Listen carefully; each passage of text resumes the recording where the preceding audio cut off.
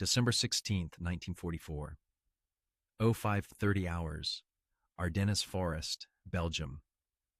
Oberst Otto Skorzeny watched American positions through his Zeiss binoculars as the first artillery shells screamed overhead. The veteran Waffen, SS officer, architect of Mussolini's rescue and Hitler's favorite commando, permitted himself a rare smile. After 5 years of total war, artillery held no mysteries for the Wehrmacht. The American guns firing from concealed positions beyond the ridgeline were standard 105mm howitzers, the same design that had armed their forces since North Africa. Skorzeny had faced British and Soviet artillery for years. He understood trajectory, timing, and the mathematics of indirect fire. Artillery shells exploded on impact or after a preset time delay. Every army in Europe used the same fundamental fusing systems that dated to the First World War. American gunners are competent but predictable, Skorzeny told his staff officers gathered in the command bunker. They rely on volume of fire rather than precision. Their shells require direct hits or near misses to be effective. Our dispersed formations will minimize casualties. The German officers nodded in agreement. Wehrmacht doctrine emphasized dispersion precisely to counter conventional artillery. Infantry advanced in scattered groups, maintaining 20 to 30-meter intervals. Armor remained mobile, never clustering in vulnerable concentrations. These tactics had proven effective against British and Soviet guns throughout the war. Major Hans von Luck, commanding the reconnaissance battalion of the 21st Panzer Division, had survived the Eastern Front in Normandy through understanding artillery patterns. He watched American shells burst along the tree line, their fragments following predictable trajectories. Impact fuses detonated on contact with trees or ground, directing most shrapnel downward or horizontally. Soldiers in foxholes or prone positions enjoyed relative safety unless shells landed directly overhead. What neither Skorzeny nor von Luck could have known, what no German officer circling in the frozen Ardennes that December morning could have imagined, was that American artillery had fundamentally changed. The shells falling around their positions weren't conventional contact fuses or timed explosives. They carried a revolutionary technology that would transform artillery from an area weapon into a precision killer. Within hours, German troops would face explosions that detonated 30 feet above ground without touching anything, transforming each shell into an omnidirectional shrapnel storm that made foxholes into death traps and dispersed formations into killing zones. The VT proximity fuse, America's second most closely guarded secret after the atomic bomb, had arrived in Europe. German intelligence had no inkling of its existence. Wehrmacht doctrine had no defense against it. And the mathematics that Skorzeny understood so well were about to become utterly irrelevant. The German BVE's confidence in their understanding of artillery was entirely justified by experience. Since 1939, Wehrmacht forces had faced British, French, Polish, Soviet, and American guns without encountering any fundamental innovations in fusing technology. Artillery remained a weapon of probability rather than certainty, requiring massive expenditure of ammunition to achieve battlefield effects. Traditional artillery fuses came in two basic types, both with significant limitations. Impact fuses detonated on contact with any solid surface, including trees, buildings, or ground. While reliable, they directed most fragments downward or horizontally from the burst point. Soldiers in covered positions, foxholes, or trenches enjoyed substantial protection. The fragmentation pattern created by ground burst was predictable, allowing defensive positions to be positioned for maximum survival. Time fuses offered an alternative by detonating shells at preset intervals after firing. Gunners could set fuses to explode shells above enemy positions, creating deadly airbursts that showered fragments downward over a wider area. The problem was accuracy. Time fuses relied on mechanical clockwork mechanisms that required precise calibration based on range, temperature, humidity, and ammunition lot variations. Setting fuses incorrectly by even a fraction of a second meant shells exploding too high to be effective or detonating on the ground like impact rounds.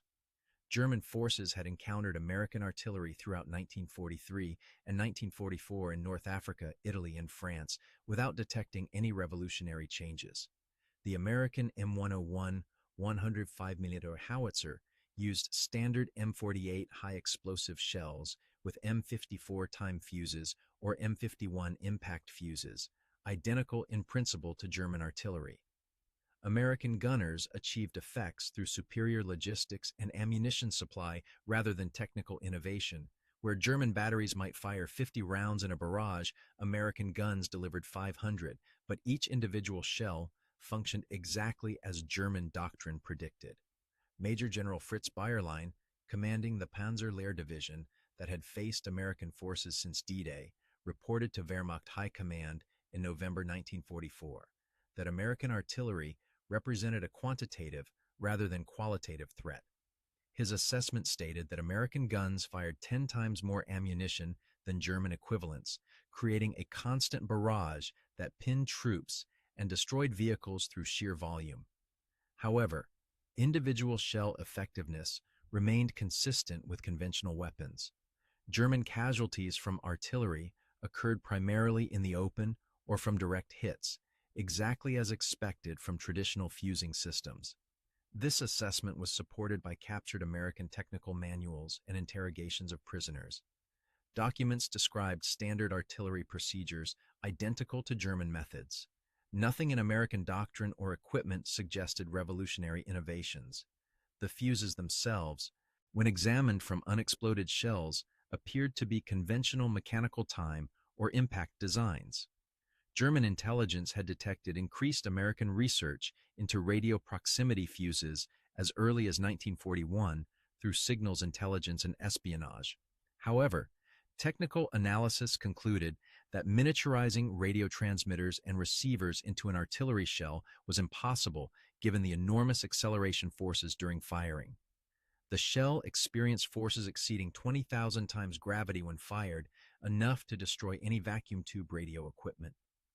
German scientists working on similar concepts had abandoned the effort as technically unfeasible. The Luftwaffe had encountered rumors of proximity-fused anti-aircraft shells in the Pacific Theater during 1943. Japanese reports described American naval guns achieving unprecedented accuracy against aircraft, with shells appearing to explode near targets without contact. German technical intelligence dismissed these reports as combat exaggeration. The challenges of creating a radio fuse that could withstand firing forces, operate reliably in combat conditions, and detonate at the precise moment seemed insurmountable. What German intelligence failed to grasp was the scale of American industrial research investment. The National Defense Research Committee, operating under the Office of Scientific Research and Development, had assigned proximity fuse development to Section T in 1940. Under the direction of Merle Tuve at Johns Hopkins University's Applied Physics Laboratory, over 500 scientists and engineers worked to solve the seemingly impossible technical challenges. The breakthrough came through miniaturization of vacuum tubes, development of shock-resistant components, and ingenious circuit design. The final VT fuse contained a complete radio transmitter and receiver, battery power supply, safety mechanisms, and detonator system within a package smaller than a Coca-Cola bottle. The entire assembly weighed less than 2 pounds and cost approximately $18 to manufacture, cheap enough for mass production, but sophisticated enough to revolutionize warfare. By late 1944, American factories were producing over 40,000 VT fuses daily. The fuses had proven devastatingly effective in the Pacific against Japanese aircraft, with anti-aircraft guns achieving 3 times higher kill rates compared to conventional fuses. But security restrictions prevented their use over land, where unexploded shells might be captured and examined. The technology remained America's most closely guarded secret, with fuses authorized for use only over water, where enemy recovery was impossible. The German winter offensive in the Ardennes changed these calculations. On December 22, 1944, Supreme Allied Commander Dwight Eisenhower authorized proximity fuses for ground combat use. The desperate tactical situation, combined with confidence that the offensive would be defeated before Germans could exploit captured technology, overrode security concerns. American artillery units received permission to load VT fuses and fire them at German ground forces. The German troops advancing through the Ardennes had no warning.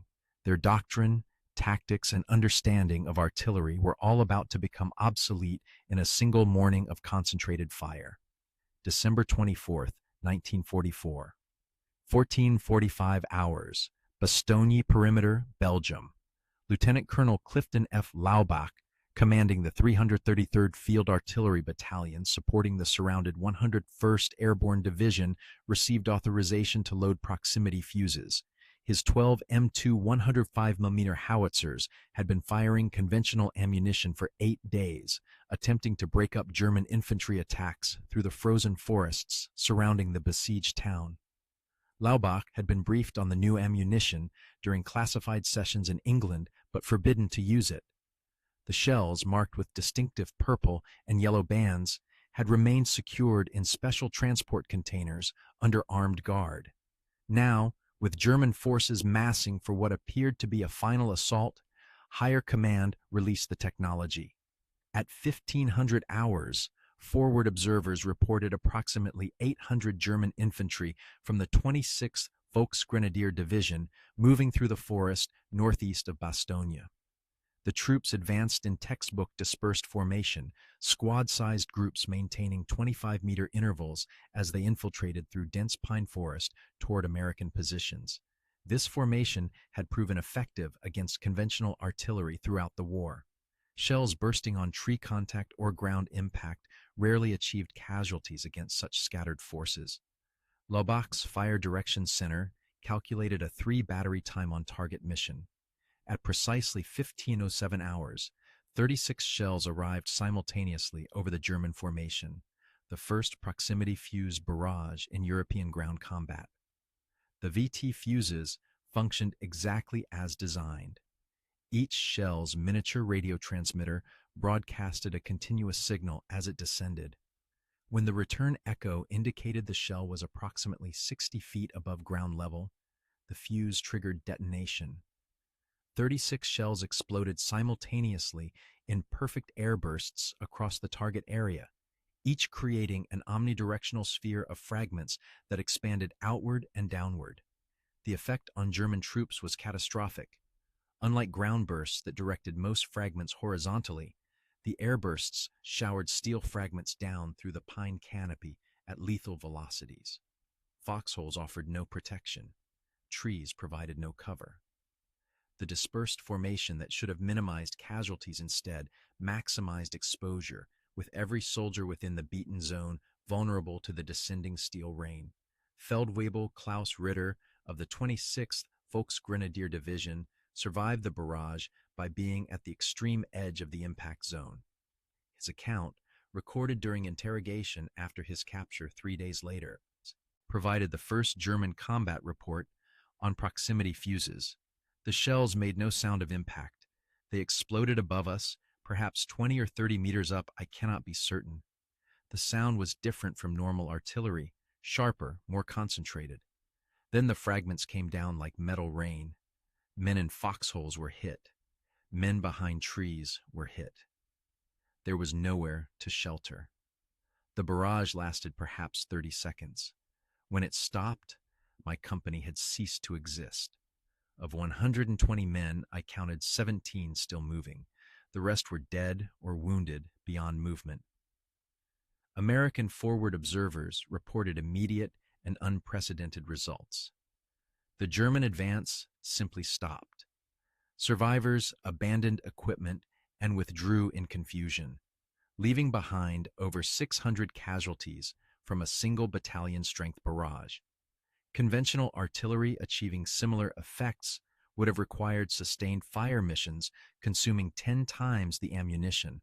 More importantly, the tactical implications became instantly apparent. German infantry doctrine emphasized dispersal to minimize artillery casualties. This dispersal made concentrated attacks difficult and slowed advances. Against conventional artillery, the trade-off was worth it. Against proximity fuses, dispersal became a liability. Spread-out formations simply provided more targets for the airburst pattern. Word spread through German units with terrifying speed. By the evening of December 24th, every German formation around Bastogne had received reports of the new American ammunition. Initial reports were confused and contradictory. Some described shells with clockwork mechanisms that detonated at precise altitudes. Others speculated about proximity sensors that detected ground distance. A few reports suggested American gunners had achieved impossible accuracy with time fuses. General Heinrich von Luttwitz, commanding X-11 Panzer Corps besieging Bastogne, requested immediate technical intelligence assessment. His operations officer, Oberstleutnant Rolf Gerhardt, dispatched ordnance teams to recover unexploded shells from the impact zone. By December 25th, German engineers had examined 3 intact proximity fuses. The technical analysis, completed on December 26th, sent shockwaves through Wehrmacht headquarters. The fuses contained complete radio transmitter receiver systems, miniaturized to dimensions German engineers considered impossible. The report concluded that American industrial capacity had achieved technical breakthroughs that fundamentally altered the artillery equation. Each fuse represented manufacturing sophistication and miniaturization capability that Germany could not match. More disturbing was the implication for American production. If the United States could manufacture these sophisticated devices in quantities sufficient for routine artillery use, they had achieved industrial supremacy that made victory through conventional means impossible. The report noted that each fuse required precision manufacturing exceeding anything in German production, yet American forces were using them liberally in defensive barrages. Von Luttwitz forwarded the report to Field Marshal Walter Model, commanding Army Group B, with his own grim assessment. American artillery now possessed a decisive technical advantage that German forces had no counter for. Infantry advancing under proximity-fused fire would suffer unsustainable casualties regardless of tactics or terrain. The Ardennes offensive, already faltering, faced a weapon that made further attacks suicidal. On December 27th, Model ordered tactical modifications to counter proximity fuses. Infantry would advance during limited visibility conditions when American artillery observation was degraded. Attacks would utilize maximum available armor and mechanization to reduce exposure time. Units would maintain even tighter dispersion, accepting slower advance rates. None of it worked. The VT fuse had fundamentally changed the artillery battlefield, and no tactical adjustment could restore the previous equation. The employment of proximity fuses spread rapidly across the European theater as their devastating effectiveness became apparent. By January 1945, every American artillery unit in contact with German forces had authorization to use VT ammunition. The tactical transformation was immediate and comprehensive. Production statistics revealed the scale of American commitment to the technology. The Eastman Kodak facility in Rochester, New York, produced 7,500 proximity fuses daily by December 1944. Westinghouse Electric Corporation's Newark plant added another 8,000. The Crosley Corporation, better known for manufacturing radios and refrigerators, produced 12,000 fuses per day at its Cincinnati works. Combined with smaller contractors, American industry delivered approximately 40,000 proximity fuses daily to the front lines. Each fuse cost roughly $18 to manufacture in 1945 dollars, approximately 5 times the cost of a conventional impact or time fuse. However, combat effectiveness analysis demonstrated that proximity fuses achieved results with 1/3 the ammunition expenditure of conventional fusing. The economic calculation heavily favored proximity fuses despite higher unit cost. More importantly, the tactical advantage of immediate effectiveness outweighed any cost considerations. The technical sophistication of VT fuses represented American industrial supremacy at its peak. Each fuse contained 5 miniature vacuum tubes, a 24-component electrical circuit, a battery system that activated on firing, safety mechanisms that prevented premature detonation, and a radio transmitter receiver operating at approximately 180 megahertz. The entire assembly measured less than 6 inches in length, weighed under 2 pounds, and survived acceleration forces exceeding 20,000 times gravity when fired. German attempts to develop equivalent technology failed completely. The Heereswaffe Amt initiated a proximity fuse program in February 1945 under direction of Dr. Herbert Wagner, the engineer responsible for Fritz X guided bombs. His assessment, delivered in March, concluded that Germany lacked the industrial capacity, material resources, and time required to produce proximity fuses, even if technical challenges could be overcome. The miniaturized vacuum tubes alone required manufacturing precision and quality control beyond German capabilities under wartime conditions. The tactical impact of proximity fuses extended beyond simple casualty inflation. German infantry tactics had evolved through 5 years of combat to minimize artillery vulnerability through dispersion, camouflage, and exploitation of terrain. These tactics became obsolete overnight. Foxholes that protected against ground bursts became fatal traps under air bursts. Forests that provided concealment from observation offered no protection from fragments descending through the canopy. Dispersed formations simply created more targets. Major General Hasso von Manteuffel, commanding the 5th Panzer Army during the Ardennes offensive, later described the psychological impact in post-war interviews. His troops had faced superior American artillery firepower throughout the war without losing combat effectiveness. Volume of fire could be countered through tactical adaptation and proper use of terrain, but proximity fuses created a sense of hopelessness among infantry. No defensive position provided adequate protection.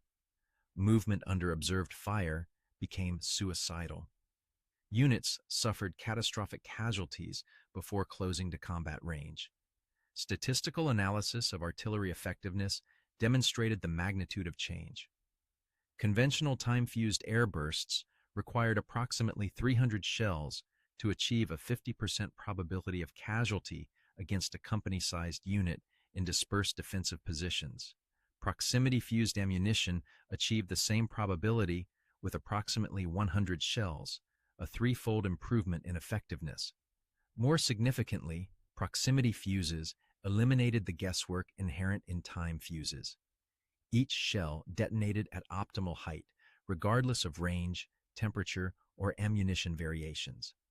The crossing of the Rhine in March 1945 showcased proximity fuse effectiveness on an operational scale. The preliminary bombardment for Operation Varsity, the airborne assault across the Rhine, employed over 10,000 proximity-fused shells in the initial barrage. German defensive positions that should have inflicted heavy casualties on airborne forces were neutralized before the first paratrooper exited his aircraft. The 17th Airborne Division encountered minimal ground fire during its drop, a stark contrast to previous airborne operations where conventional artillery preparation left German defenders largely intact. General der Panzertruppe Walter Neering, commanding the 1st Parachute Army defending the Rhine sector, reported to Field Marshal Albert Kesselring that American artillery had achieved qualitative superiority that made defense impossible. His after-action assessment noted that German casualties from the preliminary bombardment exceeded those suffered during the actual ground assault. Troops that survived the barrage were too disorganized and demoralized to mount effective resistance. The adaptation of proximity fuses to anti-aircraft use had preceded ground employment by over a year. United States Navy vessels equipped with VT-fused 5-inch shells had revolutionized fleet air defense in the Pacific. The cruiser USS Helena, equipped with proximity fuses during the Guadalcanal campaign in 1943, achieved a 31% hit rate against Japanese aircraft compared to less than 5% with conventional fuses. This six-fold improvement transformed naval anti-aircraft fire from nuisance to deadly threat. German bomber forces attacking Allied shipping in late 1944 encountered the same technology that Wehrmacht ground troops would face months later. Luftwaffe losses to naval anti-aircraft fire increased dramatically as proximity fuses entered service. Oberst Hayo Hermann, commanding the night fighter force targeting Allied supply convoys, reported that attacking ships had become increasingly hazardous. Aircraft that approached within anti-aircraft range faced near certain destruction from uncannily accurate fire that seemed to anticipate their movements. The security surrounding proximity fuses remained absolute throughout the war. American forces operated under strict orders prohibiting use over enemy-controlled territory where unexploded shells might be recovered. Every fuse contained a self-destruct mechanism that activated if the shell failed to detonate, but commanders took no chances.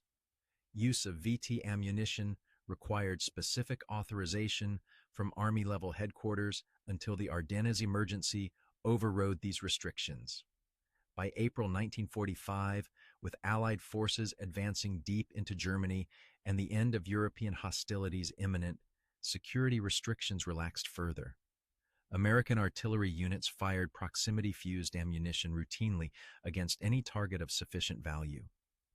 The technological advantage had shifted the casualty equation so dramatically that German forces simply could not sustain operations under concentrated proximity-fused fire. The final statistics of VT fuse employment in Europe told the story of industrial and technical dominance. American factories produced over 22 million proximity fuses between 1943 and 1945. Of these, approximately 8 million saw combat use in Europe between December 1944 and May 1945. The remainder equipped anti-aircraft defenses and naval vessels. Germany produced 0 proximity fuses, attempted development too late, and lacked industrial capacity to manufacture them even if technical challenges had been overcome. The proximity fuse represented more than a technical innovation. It symbolized American industrial methodology at its most effective: identification of a tactical requirement, application of massive research and development resources, achievement of technical breakthrough, and translation into mass production. The same system that had produced Liberty ships, strategic bombers, and atomic weapons had created a miniature radio that transformed artillery effectiveness. Germany's technical expertise could not match America's industrial system. The end of the European War in May 1945 allowed comprehensive assessment of proximity fuse impact. The technology that German intelligence had considered impossible had proven decisive in multiple theaters and tactical situations. Post-war interrogations and captured documents revealed the extent of German shock at American technical achievement. General der Artillerie Walter Vorlemont, deputy chief of the Wehrmacht operations staff, testified at Nuremberg that proximity fuses represented the single most significant technical advantage held by Allied forces. His assessment, based on comprehensive analysis of combat reports, concluded that the fuses had shortened the war by approximately 6 months through their impact on German defensive capabilities. Every major engagement from January 1945 onward saw German forces suffering unsustainable casualties from proximity-fused artillery. Field Marshal Albert Kesselring, commanding German forces in the West during the final months of war, provided detailed testimony on proximity fuse effectiveness during Allied interrogations. His statement, recorded at the Dispersion Interrogation Center in June 1945, revealed complete understanding of the technology's significance. The proximity fuse changed artillery from an area weapon to a precision instrument. Our troops could defend against conventional artillery through proper use of terrain and fortifications. Against proximity fuses, there was no defense. Every barrage achieved maximum effectiveness regardless of our tactical dispositions. The psychological effect was devastating. Soldiers knew that when American artillery opened fire, casualties would be severe. This knowledge eroded combat effectiveness more than the actual casualties. Men under proximity-fused fire lost the will to fight. Kesselring's technical staff had analyzed captured proximity fuses in detail during early 1945. Their assessment concluded that American manufacturing capability had achieved levels Germany could not match. Each fuse required precision machining, quality control, and testing procedures beyond German industrial capacity. More significantly, American forces employed these sophisticated devices as routine ammunition, suggesting production volumes that made German artillery output seem insignificant by comparison. The British military analyst Basil Liddell Hart interviewed numerous German commanders during the late 1940s while researching his comprehensive history of the war. Proximity fuses emerged repeatedly as the technical innovation that most affected German defensive operations. General der Panzertruppen Hasso von Manteuffel, who had faced American forces from Normandy through the Ardennes to the final defense of Germany, provided particularly detailed analysis. We understood American superiority in numbers and logistics. We accepted that they would overwhelm us through material advantages. What we did not anticipate was technical superiority at the tactical level. The proximity fuse demonstrated American ability to solve problems we considered unsolvable. If they could miniaturize radio equipment to fit in an artillery shell and manufacture millions of these devices, what else were they capable of? This realization was more demoralizing than the casualties themselves. Soviet forces captured German technical intelligence files on proximity fuses during their advance into Germany. The documentation revealed the extent of German efforts to develop equivalent technology. Multiple research programs initiated between 1942 and 1945 attempted to create radio-fused artillery shells. All failed due to technical challenges that German industry and engineering could not overcome within wartime constraints. Dr. Herbert Wagner, who led the final German proximity fuse development effort, testified to American interrogators that the project was hopeless from inception. Germany lacked the miniaturized vacuum tubes, precision machining capability, and quality control systems necessary for mass production. Even if technical challenges had been solved, manufacturing sufficient quantities would have required industrial resources Germany simply did not possess in 1945. He estimated that German production of proximity fuses, if somehow achieved, would have reached perhaps 1,000 units monthly. American production exceeded 40,000 daily. The post-war period saw rapid international proliferation of proximity fuse technology as the security restrictions that had guarded it during the war evaporated. The Soviet Union developed proximity fuses based on captured German intelligence and recovered American fuses. Britain incorporated American-supplied fuses into their own production lines. The technology that had been America's second most guarded secret became standard equipment for modern artillery within a decade of war's end. In 1952, at the 7th International Conference on Artillery and Guided Missiles, held in The Hague, Dr. Merle Tuve presented the complete developmental history of the proximity fuse to an international audience that included former German artillery officers. General der Artillerie Fritz Lindemann, who had commanded German artillery operations on the Western Front, attended the presentation and spoke during the question period. We assumed the proximity fuse was impossible. Our engineers examined the problem and concluded it could not be solved with available technology. You solved it anyway through systematic research, massive resource investment, and industrial expertise we could not match. The fuse represented everything we failed to understand about American warfare. You identified a tactical requirement, devoted whatever resources necessary to achieve it, and produced it in quantities that made it tactically decisive. We never learned to think that way.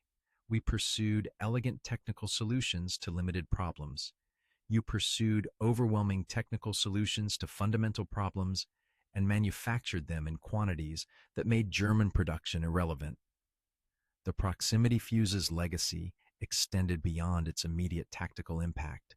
It established the template for modern artillery effectiveness, proving that technology combined with industrial capacity could achieve qualitative superiority that made quantitative comparisons meaningless.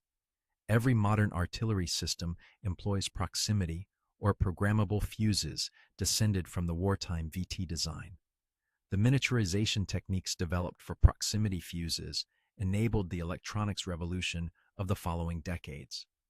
The industrial expertise that produced 22 million sophisticated radio devices during the war laid foundations for American technological dominance throughout the Cold War era.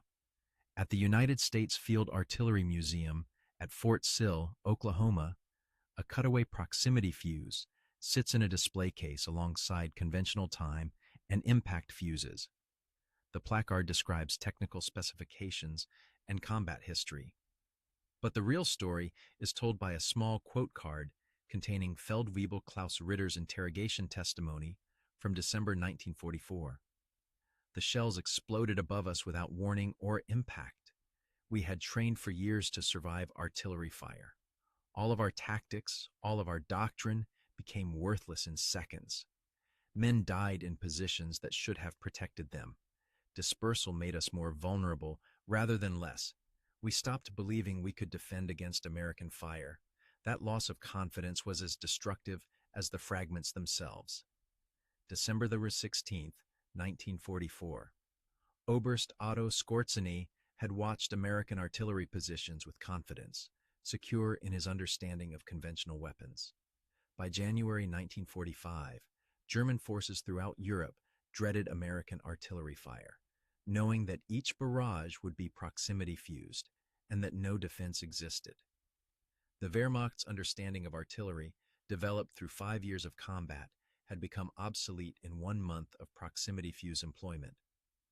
German officers had dismissed American artillery as conventional, predictable, and counter-able through proper tactics. They discovered instead that American industrial capacity had produced a technical revolution that made German defensive doctrine worthless. The proximity fuse hadn't just improved artillery effectiveness. It had fundamentally transformed the nature of artillery combat, and German forces had no response except acknowledgement of complete American technical and industrial superiority. The shells that detonated without impact did more than inflict casualties. They shattered German confidence in their own technical competence and revealed the unbridgeable industrial gap between Germany's besieged war economy and America's continental manufacturing might. Wehrmacht officers had laughed at the idea of radio-fused shells in 1940. By 1945, there were no German officers left who doubted American technical supremacy. The proximity fuse proved that wars are won not just through courage and tactics, but through industrial innovation, technical superiority, and the capacity to produce revolutionary technology in overwhelming quantities. America hadn't just developed a better fuse. It had demonstrated a better system for transforming scientific breakthrough into battlefield dominance. That lesson, more than any individual weapon, determined the war's outcome and shaped the decades that followed.